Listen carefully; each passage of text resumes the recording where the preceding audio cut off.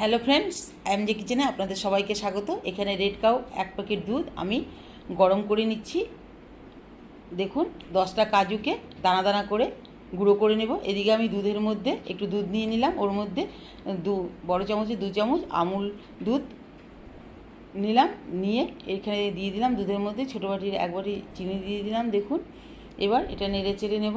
এদিকে আমি এই কাজুটা গুঁড়ো করে দিয়ে দিলাম এর মধ্যে। তারপর আইসক্রিমের যে পাউডারটা আছে, এই যে দেখুন কাস্টার্ড পাউডার, এটা ভ্যানিলা সেন্টের, কাঁচা জলে গুলতে হয়, নয়তো এটা জমে যায় পুরো গরমে দিলে।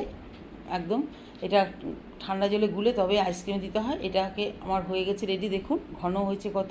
এটাকে আমি ঠান্ডা করে তারপর এর মধ্যে দিচ্ছি। দেখুন আইসক্রিম ছাঁচে দিয়ে এবার আমি যেখানে আইসক্রিম পাতা হয় সেখানে রেখে দেব। 5 ঘন্টা পর বার করে নিয়েছি, দেখুন কত সুন্দর আইসক্রিম হয়েছে। আপনারাও বাড়িতে ট্রাই করবেন।